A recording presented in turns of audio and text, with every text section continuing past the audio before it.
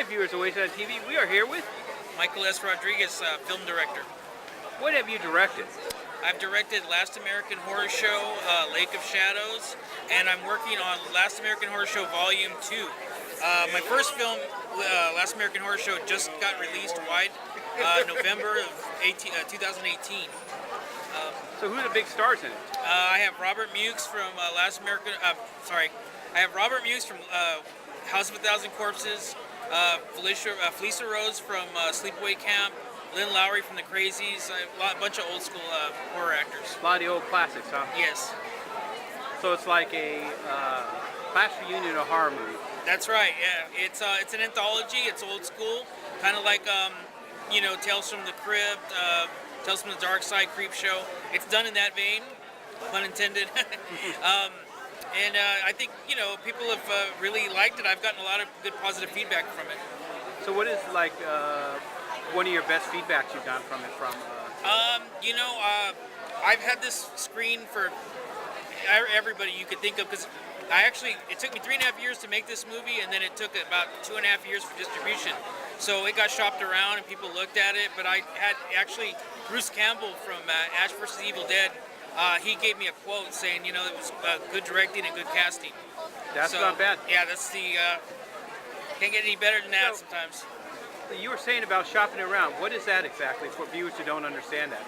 Well, what you want to do is you want to look for a distributor to put your movie out in retail. So it's in Walmart or Target, things like that. So what happens is you send it to distributors, they screen it, and you kind of go through the whole process of whether they want to put it out there for you or not. I shopped around with 3 or 4 different distributors, so it did take a little time, but I just wanted to make sure I was going to go with the right distributor, and so far it's been great. So how do you figure out who's the right distributor? You see what platforms they have as far as where they're going to be distributed. You want to look for somebody that has definitely Walmart, because that's probably the most exposure you're going to get is Walmart, but Best Buy, different types of platforms as far as digitally as well. If they have Hulu or Amazon, that's a plus. So that's what you kind of do. You kind of see where the movie's going to be picked up and where it's going to be sent to, and you go with that. Yeah, so far I'm happy. So if someone wanted to get that other than at a convention, where could they pick it up at? You can get it at Target, Barnes & Nobles, Best Buy, Walmart, of course, and then you can stream it as well. If you go to Amazon Prime, you can stream it. I think for $1.99, a little more, you get the Super HD. So when you go to Walmart and Target, these places, and you're there shopping for a different movie, do you sit there and when people are looking, that's my movie? Oh yeah, definitely. Yeah, it's kind of surreal. You walk in there knowing that you always go shopping for other people's movies and things like that, and when you see your own, you're kind of beside yourself. And do you sit there with other people looking and go, that's my movie, you should get it? Oh yeah, definitely. I'll even sign it for you. Oh yeah, I always say that. Yeah, I'll do a signing right here. You just buy it. I'll stand at the door and sign. How many of those have you had happen? You know what? I've done that once or twice. It was pretty cool. They picked up the movie and I signed it for them, And I always carry Sharpies with me. Oh, like a gunfighter, huh? Yeah, I always do, believe it or not. So what got you into horror movies exactly? Just as a kid, I grew up, my dad and I used to watch a lot of movies together. We'd go out to the theater, and I think Jaws is what really got me going. We went and seen it a couple times, and it just, What Steven Spielberg did with no budget? Right, and it's always my go-to movie, too. Whenever I get stumped or I really want some inspiration, I go back to that movie and revisit it. Yeah, because it's like I always hear people go, well, I look at Star Wars, and I go, why are you looking at Star Wars? Yeah. You're looking at Carpenter. You're looking at right. the guys who had no budget, because you're working with no budget. Right.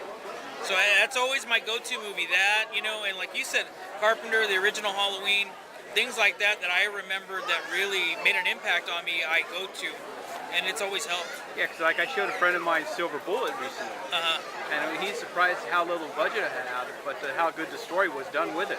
And that's the most, I was just talking with a convention goer, and we were talking about how the story is that key to everything, You may not have the greatest camera in the world or some of the best lighting in the world, but if you have a story that draws people and draws an audience, you could have a hit on your hands. Yeah. Jaws was that way, going back to that. Right. They couldn't even get the shark to work. And Steven Spielberg contributes the fact it's not the shark that made the movie scary, it's John Williams' soundtrack. Yeah. Oh yeah. What makes that movie. Definitely. So and music. People always ask me too at conventions when I do panels. They go, "What makes a scary horror movie?" And I say, "I really don't know. I tell a story, but I leave that to my composer and my editor to cut a certain way and give you a jump scare with music." And I go, "So I have no part of that." I'm like, I okay it, but I leave it to them to make it scary. Yeah, because a lot of times when you think about it, Carpenter goes through the entire set like Robert Rodriguez. They don't go for the jump scares. They run the story element menu, and Right. they let the story build up, and the characters do what the characters need to do, not force them to do something they're not supposed to do. Right. Yeah. And I always get asked that, and I'm like, "Well, I just tell a story, and then I leave it to the editor, and then I okay it. If it seems like it's gonna work, then we let it go. We make it work." So what was your first film? Because this is your first professional film, but everyone's always had other little sub-projects they did like before that got them into it. The very first thing I did, it never got off the ground, but it was kind of like a Child's Play like knockoff. It's called The Little Playmate, and it was about this little doll.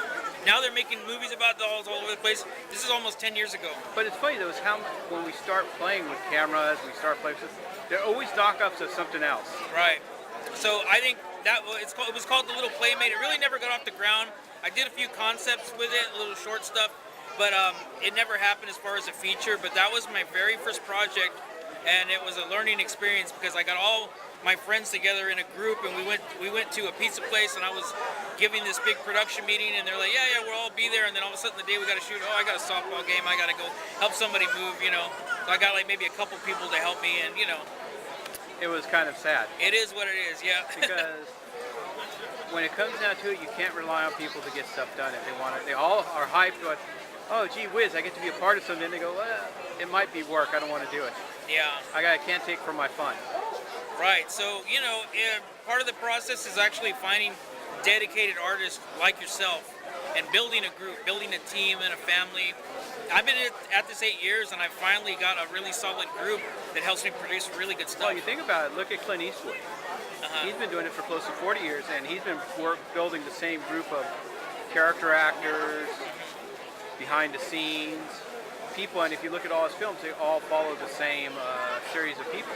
Yeah, if you notice that a lot of great directors do that. They use the same people that they know are there and dedicated and give the best performance. That's why like actors like Ben Johnson had so long a career in their days. They were workhorses that were reliable. Yeah, I'm the same way. I have some really good, reliable actors that I always use, and they have the look to where they can kind of be a chameleon. I've had an actor in Last American Horror Show. I have an actor I like to work with, and I have him in 2 of the 4 segments in the movie, and you wouldn't know the difference. He just able to give a different range of character. And that's hard to get. Yes. Is he a makeup actor, or is he a No, he was just an actor that you just really exude you have to be a makeup actor to do that stuff. Yeah. So. And I heard that's really hard too within itself, interviewing some of them. Yeah. No. And one of them he plays a psychotic sheriff, and then the other one he plays a boyfriend that's a swap boyfriend that's trying to get into his girlfriend's pants. And people have watched the movies back to back, the segments, and they're like, really, he was in the other one? I'm like, yeah. Well, it's kind of like when you watch John Carpenter's films, even going back to him. He has the one guy that's in his early films a lot. There's 2 actors that you see in a lot of his early work. Oh yeah, you know what I used to love? When I watch a John Carpenter movie, I always wait for the George Buckflower cameo. Oh yeah. That voice, it was so distinctive, but at the same time, you knew it was coming, but it didn't matter because he was going to be a different character, even though he was almost in almost every single one of his films. Oh yeah. The one guy, he's in The Fog. He's the hero. He's in a lot of his films. Yes. I can't think of his name right now. And you see him in different roles, from the villain to the hero. Oh yeah, definitely. I mean, he's got some range. I think Tom Atkins. Are we talking about? Yeah, Tom that's it. Yeah. Great actor. Still around. Still, I'd love to see him in more stuff right now. I mean, hopefully they can put him in some, Or even you look at it for a pretty boy, Kurt Russell. How many different roles he did in those roles? Oh yeah. They were way out of his spectrum of stuff he did at that time. Yeah, no, Kurt Russell was awesome, and I mean, and that was Carpenter's go-to guy all the time. You Oh know? yeah, especially since he was Elvis for John Carpenter. That's right. And most people don't know that. I'd like to see a them reteam at least one more time. Yeah, they keep talking about it. Yeah, I'd like to see that happen. You know, it's like, yeah, Escape from LA wasn't the greatest, but it was still fun. Yeah. I think that it was more of a fish out of water for a film because everything was a different direction in sci-fi at that time. Yeah, I agree, and that was like kind of like the birth of because Cameron started the CGI with T2, and then when I watched Escape from LA, I was like, oh, it's kind of a miss. It's not quite, the CGI wasn't great. But now when you watch it on a Saturday afternoon, it's not that bad. Yeah. But it's not the CGI that's important; it's the story. Yeah. You know, it's even like you watch Children of the Corn, the last Christopher Reeve film he did with Carpenter, and it's like it wasn't considered a good film in its day, but now you get people go look back and go, this was a pretty good role of his. Yeah, I like that one too as well. Yeah, and it was a good remake because it wasn't really a remake; it was a revisiting of the idea. Because the original black and white, there's no way you can get it as hell scary as that. Yeah, those kids are creepy as hell in that one. Yeah, no, I really liked the remake. I thought it was really good. It's one of my favorite ones too, even though it's a little. I think it's a little underrated. Yeah. But for the most part, it's like nowadays. What do you think of remakes of films? Talking about. You know what? And I've said this on a documentary. I don't care for them because a lot of times they're just a ploy to make money. They're not really there to retell that story. I recently watched the new Suspiria, and I was really disappointed because in most remakes now they just rush the story or they condense everything and they spoon feed you everything. Or they don't even have what was in the original movie story in it. Right. Like Clash of the Titans is a good example. It's God of War is what we're watching, not that. Yeah, that one was a big disappointment too. I remember watching that because I love the original one. Oh yeah, because the original was bright. It had hope. This new one, it's like it's dark. You have a hard time cheering on Perseus. And the thing is, you can't beat Harryhausen stop motion. That's just an art, and it's just it still amazes me to this day. It's kind of like Gary Anderson's puppeteering. Yeah. With Thunderbirds Go, Captain Spectre, and all those. How you sit there, you watch it. He did what he was doing with 12-inch puppets at that time, has withstood the test of time far better than some CGI stuff. I agree. They put their own emotion, their artistry into animating it, and you see it. And I think that's what's so special, And the pinnacle of seeing Gary Anderson's work at its finest is Space 1999. Yeah. Where you actually see a hybrid of human actors interacting with the puppets of the ships and stuff as the outside sources, and you're going, CGI still can't compete with a lot of this stuff. Yeah, there's just there's no faking that. No, there isn't. Yeah. That's a real model blowing up. Yeah. And he studied how to blow a model up correctly. Yeah.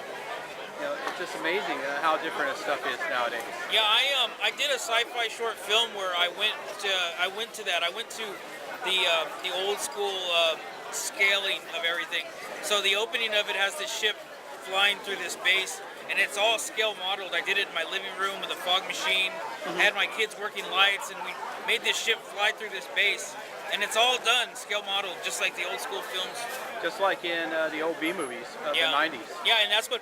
When people watch it, they're like, "Oh my God, this reminds me of like a Corman movie, like in the late '70s or so." When everybody was taking off. And the funny part is, in the '70s, that was high-grade graphics. Yeah. In the '80s, in the age of the video store, it's B-movie graphics. Right. So I just watched 2019, The Age of Apocalypse, and they have a lot of stuff where they're having stuff fly through desolate cities and stuff. Yeah, no, I definitely went for that, and I think I nailed it. A lot of critics really liked it. It's a 7-minute short. It's actually going to be included in the sequel. I didn't know what to do with it. I let critics watch it, and they wrote about it, blogged about it, and then I said, I'm just going to add it to the sequel to my first film. So that'll be coming out next year. That ain't too bad. Yeah. But any last words you want to talk to the young filmmaker about before we sign off? Well, if you're really adamant about being a filmmaker and this is what you do and it's the way you express yourself, I would say just stay the course. It may take longer than you think, but don't give up. Just keep going. It took me 8 years, and I had people laughing at me. I was laughed out of my first production meeting because Nobody from a small town thinks this way, but it's not true. You know, just follow your dream. And if that dream, you know, if you want it bad enough, it will happen. So you just said small town. Which small town are you from? I grew up in Kerman, California. Okay. Yeah, just right outside of Fresno. Wow. My grandpa used to live up there. Oh, really? He passed away. Woodlake. Well, you know, in high school, my guidance counselor, I told him what I wanted to do. I said I want to make movies. You know, I always knew since I was a kid. I said I want to go to LA. I want to make movies. I want to go to school there. And he says, hey, you know, look where we're at. You know, this and this that. I think you're safer off applying to college here locally and stick around here and do this and that. And I listened to him. And then, you know, 17, 18 years later, I'm working, you know, blue-collar job, and I'm still writing on the side, and I'm like, I can do this. And that's all it took was me to just put my foot down and say, hey, I can do this. And what I did was when I shot Last American Horror Show, I did one of the segments, I brought all the actors from Hollywood to Kerman and shot it there. I even shut down the street. I bet it felt pretty good. It did feel good, yeah. Well, thank you. You're welcome.